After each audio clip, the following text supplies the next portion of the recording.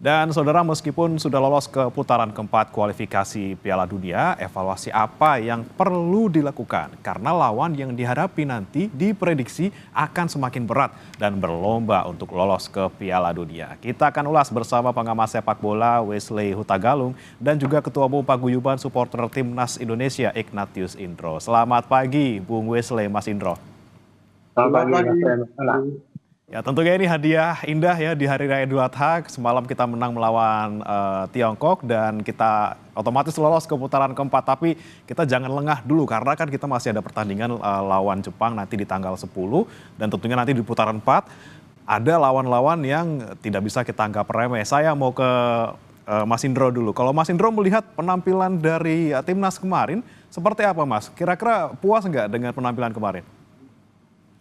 Iya, kemarin yang membanggakan adalah banyaknya pemain-pemain eh, yang dipakai dari Liga 1 ya, bahwa ini adalah kesempatan pemain-pemain di Liga 1 juga untuk masuk ke timnas dan akhirnya bisa menunjukkan permainan terbaik mereka. Bagaimana Ricky Kambuaya bermain cukup baik, Rizky Ridho bermain cukup baik, lalu juga beberapa pemain lainnya. Ini juga bisa menunjukkan bahwa kelas dari pemain-pemain tersebut juga bisa cukup baik ya di pertandingan kemarin. Ini yang membanggakan. Bahkan Ricky Kambuaya yang menyebabkan kita mendapatkan penalti ya kemarin sehingga kita bisa memenangkan pertandingan. Nah ini yang saya lihat cukup membanggakan bagaimana permainan-permainan tim yang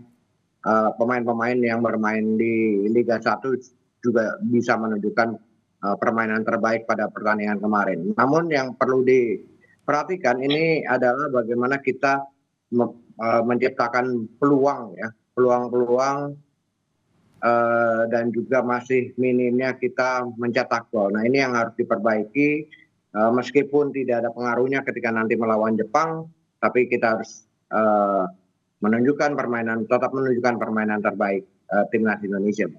Oke, tapi ada yang bilang juga nih Mas Indro, kalau kemarin kita tidak kena penalti gitu ya, mungkin peluang kita menang juga tipis gitu ya. Anda menanggapinya seperti apa? Iya, walaupun kemarin misalnya hasilnya seri pun, ini kan kita sudah memastikan lolos ya. Kalau misalnya pertandingan antara Arab Saudi dan juga Bahrain ini tidak berubah, nah tetap 2-0. Kita juga tetap lolos ke putaran keempat dengan 10 poin walaupun kemarin hasilnya seri misalnya. Tapi kan kita menang dan mendapat penalti ini mungkin adalah karena permainan yang cerdik juga dari seorang Ricky Kambuaya. Jadinya kita dapat penalti dan bisa memenangkan pertandingan ini. Oke. Kita melihat juga kita menguasai jalannya pertandingan. Sementara ketika waktu bermain di Cina pun sebenarnya kita menguasai pertandingan, tapi kita kalah 1-2, tapi kita bisa menguasai pertandingan melawan China ya. Oke. Oke, baik, saya ke Bung Wesley. Anda setuju juga, Bang Wesley, kalau kita lihat pertandingan kemarin ini seperti apa performa dari timnas? Apakah memang betul kalau misalnya kita tidak punya kesempatan untuk di penalti gitu ya, kita ya paling nggak cuma seri aja gitu melawan Tiongkok kemarin? Saya tidak ingin berandai-andai kalau nggak ada penalti kita nggak bisa menang. Bisa jadi kita malah lebih ganas lagi dengan aspek-aspek kejutan yang sejak awal ditunjukkan oleh Patrick Kluivert. Tapi saya setuju dengan sudut pandang dari Mas Indro untuk menyoroti performa teman-teman kita yang bermain di liga lokal. Ada 4 ya Mas Indro, Yakub Sayuri, Egy Maulana, Rizky Ridho, dan Ricky Kambuaya. Bahwa kemudian fondasi tim ini bukan melulu dari teman-teman saudara-saudara kita naturalisasi dan kita bisa membuktikan selama kesempatan itu ada, selama PT Clever dan timnya mau melihat Liga Indonesia dan mencari pemain yang cocok dengan gameplaynya dia, ada peluang kita membangun tim yang mengejutkan lawan. Karena aspek kejutan ini adalah salah satu kunci kita, karena orang mulai baca gaya bermain kita di 2 pertandingan lawan Australia dan lawan Bahrain. Oke, lawan Australia kita mengejutkan 15 menit mungkin, tapi kita kalah telak. Lalu Bahrain kita bisa menang 1-0, tapi dengan cara bermain yang berbeda dengan yang diperlihatkan di pertandingan menghadapi China. Jadi ini aspek kejutan yang menurut saya patut kita berikan apresiasi, kita berikan ucapan selamat kepada tim Patrick Kluivert yang bisa meracik strategi yang berbeda, yang saya yakin China juga nggak duga bakal ada perubahan gaya bermain seperti yang diperlihatkan di awal pertandingan. Ya, Bu Wesley, tapi kalau Anda melihat pertandingan kemarin ini sebenarnya ada nggak sih peluang-peluang yang sebenarnya bisa dimanfaatkan maksimal oleh timnas, tapi kemudian kemarin ya hasilnya ya memang kita 1-0, tapi sebenarnya harus bisa lebih maksimal lagi. Di sebelah mana, Bung Wesley, Anda melihatnya? Ya, babak pertama saja kita punya 2 shot on target dari 8 percobaan. China nggak punya shot on target. Dan kita bisa sebenarnya dekat tiktak antara Ole, Egy, Yacob Sayuri. Kan kemarin terlihat tuh, chemistry-nya, saling pengertiannya muncul. Tinggal finishing penyelesaian, iya kata Mas Indro, benar kita tinggal penyelesaian. Tapi kita main sudah dekat ke gawang, sudah dekat ke gawang. Satu lagi catatan saya adalah memaksimalkan tendangan-tendangan dari jarak jauh. Ini menjadi sebuah solusi ketika pertahanan Cina kemarin kan rapat sekali, susah sekali kita bendung. Bagaimana Tom Haya juga kesulitan membangun serangan, sehingga akhirnya tiktak antara Egy, Romeni, dan Kambuaya, Yacob Sayuri, Kevin Verdong ini yang membongkar pertahanan lawan dari kedua sisi. Meskipun banyak menyerangnya dari sisi kiri pertahanan China. Oke, tapi kita juga lihat statistiknya juga nih untuk pertandingan kemarin. Saya ke Mas Indro dulu. Ini kan dari Timnas Indonesia disebutkan untuk penguasaan bolanya di 47,9, kemudian Tiongkok di 52,1. Walaupun Indonesia sebenarnya unggul di jumlah tembakan ya, 13 tembakan, on targetnya 3. Tiongkok tembakannya 5, on targetnya hanya 1. Ini kita sebenarnya bisa memaksimalkannya di mana nih, Mas? Iya, sebenarnya kan ini posisinya adalah China kemarin saat pertandingan kemarin itu posisinya harus menang, sehingga mereka tentunya berusaha menguasai pertandingan sebanyak-banyaknya dan juga menciptakan peluang sebanyak-banyaknya. Jadinya wajar sekali kalau misalnya secara statistik ini ball positionnya dimenangkan oleh China, dan juga kalau dilihat dari posisi kemarin, meskipun ball position lebih banyak, tapi kan ini lebih banyak di kawasan pertandingan China sendiri ya. Tapi mereka tentunya berusaha karena mereka harus menang saat pertandingan kemarin untuk menjaga asa mereka ya ke fase selanjutnya. Dan ternyata mereka kalah dan akhirnya Indonesia yang bisa ke fase keempat ya. Oke, kita sekali lagi apresiasi kemenangan Indonesia, akhirnya buka puasa dari kemenangan melawan Tiongkok ya, karena kita sudah lama tidak menang melawan Tiongkok. Tapi Bung Wesley, saya mau lihat ke depan nih, saya mau tanya ke Anda terkait dengan yang paling dekat di tanggal 10 Juni nanti, kita melawan Jepang. Walaupun tidak ngaruh untuk masuk atau tidaknya kita di putaran keempat, tapi ini kan pertandingan ini lumayan bisa menjadi kesempatan untuk timnas. Perlu nggak sih timnas Indonesia untuk ngoyo di pertandingan melawan Jepang untuk nyuri poin gitu? Harus ada keinginan bermain untuk menang, Mas. Jadi jangan pernah bermain untuk imbang, bermain untuk kalah apalagi.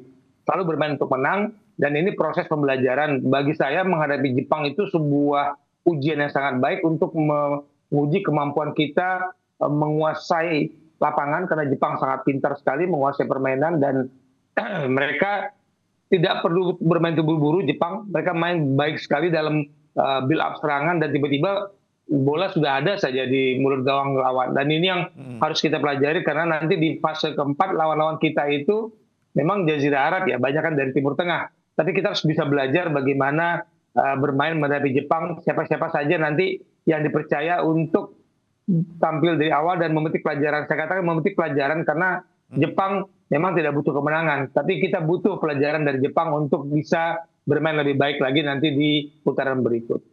Dan semoga nanti kita menang lewat lawan Jepang, kemudian nanti ketika Australia lawan Arabnya kalah, kita bisa naik ke peringkat 3. Ini ada keuntungannya mungkin, Bung Wesley?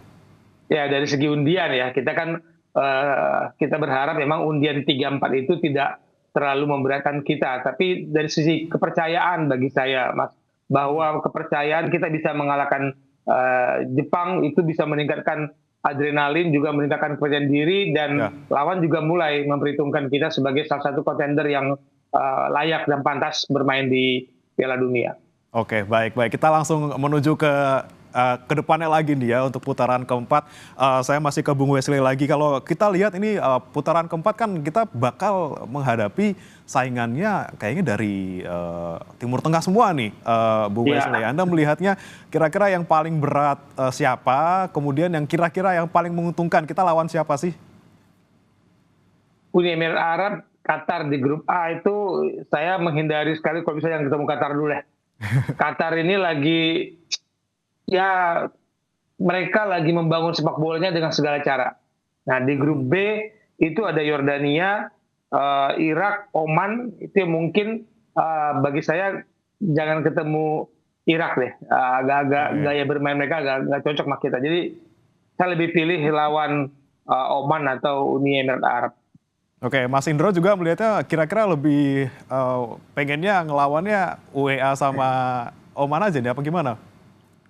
Iya, sepakat dengan Bung Wesley. Kalau yang terberat tentunya adalah Irak dan juga Qatar ya, karena memang mereka pertama Qatar sudah beberapa kali jadi pihak tuan rumah Piala Dunia dan juga piala-piala lainnya. Nah ini kan mereka tentunya mempersiapkan pemainnya yang dengan cukup baik ya.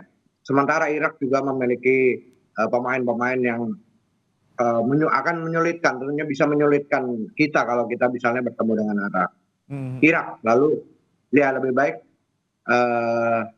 ketemu Oman ataupun Uni Emirat Arab gitu. Ini kita berharap sih lebih ke situ tuh. Oke.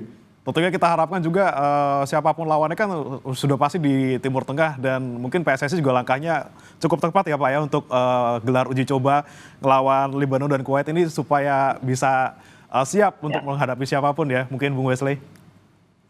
Sepertinya memang sudah diprediksi tuh, kita ngarahnya kan ke putaran putaran keempat, dan lawan persiapan kita emang dianggap yang bisa memberikan ujian karakter dari sepak bola dari kawasan sana. Oke, Bung Wesley, tapi kalau kita melihat nanti ketika di putaran keempat, Anda melihatnya susunan pemainnya seperti apa? Kira-kira siapa yang masih bisa kita andalkan nih untuk bisa kasih performa yang maksimal di putaran 4 nanti?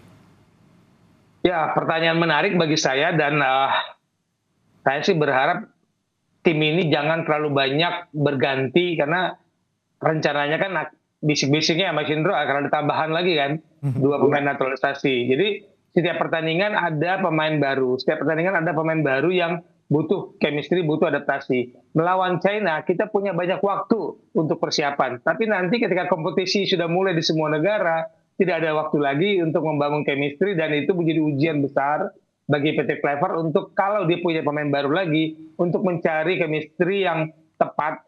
Karena saya jujur terkejut melihat chemistry antara Egy, Ole, Yakub Sawi dan Ricky Kambuaya. Bayangkan ada Marcelino nanti, ada Ragnar nanti.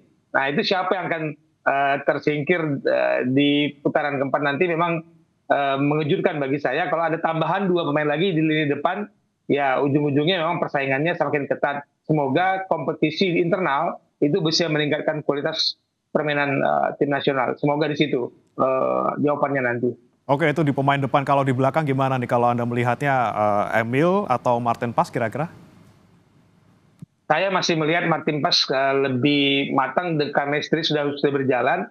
Emil kemarin awal-awal agak grogi, tapi penyelamatan dia di sisi kiri gawang itu menunjukkan kualitas Emil, bahwa dia juga tidak bisa diremehkan. Tapi secara ketenangan saya melihat Rizky Ridho, Justin Hubner itu lebih tenang bersama Martin Pas. Dan ini pilihan dari pelatih adalah melihat komposisi, bukan melihat per individu. Jadi satu pemain ini mungkin cocok dengan pemain yang lain, yang ini mungkin kurang cocok. Jadi itu dia melihat komposisi di pertahanan, karena secara individu sama bagusnya, tapi siapa yang lebih cocok, siapa yang lebih bisa berkoordinasi dengan 3 benteng tangguh kita. Oke, yang paling penting chemistry antar pemain ya, bukan kualitas masing-masing ya. Saya ke Mas Indro. Mas Indro ini kan paling dekat tanggal 10 kita lawan Jepang, tapi di lawan gitu ya, di Jepangnya sendiri. Nah, kira-kira dari paguyuban supporter ada komunikasi nggak dengan paguyuban di Jepang kira-kira untuk sama-sama kita dukung timnas di sana? Ya, kalau komunikasi dengan pihak Jepang tentunya kita tidak ada ya. Tapi kita Hmm. yang pasti kita mempersiapkan teman-teman yang ingin berangkat ke sana untuk mendukung timnas kita gitu ya. Tapi yang kita harapkan bahwa eh, betul seperti yang katakan Bung Wesley bahwa pertandingan ini adalah pertandingan untuk bagaimana kita meningkatkan performa kita ya, bagaimana juga kita eh, bermain di kandang Jepang yang memang ini eh, negara kuat ya di sana. Karena di fase keempat tentunya hanya juara grup yang langsung lolos ke Piala Dunia, Hmm. sementara ada playoff lagi untuk dimasuk ke fase kelima gitu. Nah ini tentunya akan menyulitkan kita juga. Dan yang menyulitkan juga bahwa kemungkinan pertandingan di fase keempat ini adalah pertandingan di negara netral ya, Hmm. dan tidak ada home and away. Nah ini yang tentunya membedakan pertandingan di fase ketiga dengan keempat. Nah ini yang harusnya juga menjadi antisipasi dari Persib Bluebird untuk lebih memaksimalkan sehingga kita bisa menjadi juara grup di fase keempat nanti. Kalau Oke, ingin tapi lolos langsung. ya, terakhir nanti sebelum saya ke Bung Wesley, saya ke Bung Indro juga. Singkat saja Bung Indro. Kalau misalnya tadi Anda bilang bahwa putaran keempat ini memang tidak akan ada lagi home and away, tapi sudah ditentukan tempatnya, kemungkinan akan di Timur Tengah gitu ya. Anda punya masukan khusus untuk timnas kita supaya kita lebih siap menghadapi putaran keempat nanti? Iya, kalau saya pikir pemain-pemain timnas kita sudah siap gitu ya dengan apapun resikonya ketika bermain eh, di Arab Saudi ataupun di tempat di kawasan Timur Tengah ya. Nah ini yang tentunya kita juga masih banyak supporter yang bisa mendukung di sana, banyak juga TKI-TKI kita yang tentunya akan mendukung perjuangan timnas di sana. Ini akan bergerak juga menjadi supporter ya, dan juga supporter yang dari Indonesia tentunya akan juga ke sana gitu ya, mendukung perjuangan dari timnas gitu. Ya, itulah yang bisa kita lakukan, supporter dari Indonesia yang ada di negara-negara Timur Tengah untuk bisa datang dan meramaikan, memberikan dukungan langsung kepada timnas. Saya terakhir ke Bung Wesley, terkait dengan tadi Anda susunan pemain sepertinya tidak harus banyak diacak-acak, kemudian juga yang penting bukan individunya tapi itu tadi komposisinya. Nah, Anda melihat apa lagi nih, Bung Wesley, yang bisa dicermati dan juga bisa dievaluasi supaya nanti ke depannya baik nanti melawan Jepang yang paling dekat maupun nanti putaran keempat agar kita bisa raih hasil maksimal dan lolos ke Piala Dunia. Pertandingan itu Oktober, Mas, dan Liga sudah berjalan. Bagi saya mengganti terlalu banyak pemain juga berisiko, tapi bisa jadi tim pelatih bisa memantau pemain-pemain yang mungkin akan cocok karakternya untuk bermain melawan tim-tim dari Timur Tengah. Jadi teruslah mencari komposisi yang ideal. Bukan berarti sekarang adalah yang terbaik dan tidak ada pemain di luar sana yang tidak bisa membela timnas. Karena seorang pelatih itu memilih pemain itu pasti sesuai dengan game plan lawan yang akan dihadapi. Bukan karena mutlak dia adalah pemain naturalisasi atau pemain terbaik, tapi dia nyari komposisi yang terbaik. Ini yang saya bolehkan. Jadi kita masih punya waktu untuk tim pelatih untuk mencari pemain, karena kita berharap memang undian tidak bertemu kita dengan tim-tim yang menyulitkan, tapi siapapun pasti harus kita hadapi, dan ujian chemistry yang tadi kita sebut-sebut itu sudah dipilihkan oleh tim Patrick Kluivert. Pemain yang dicoret pun tetap bergabung dengan di tim, tidak dipulangkan. Jadi ini bagi saya sebuah keputusan yang baik. Tinggal dia nyari lagi siapa pemain yang ada di luar sana yang cocok untuk menghadapi lawan-lawan nanti di putaran keempat. Oke, kita lihat lawannya siapa, kita susun sedemikian rupa supaya komposisinya sempurna. Kemudian kita juga harus jangan menutup mata dengan pemain-pemain baru untuk masuk ke timnas. Dan juga kita harapkan dukungan dari supporter juga nanti bisa menambah semangat timnas untuk bisa bertanding ke depannya. Terima kasih Bung Wesley Hutagalung, pengamat sepak bola, dan juga Mas Ignatius Indro, Ketua Umum Paguyuban Supporter Timnas Indonesia sudah bergabung bersama kami di Sapa Indonesia Pagi. Selamat pagi.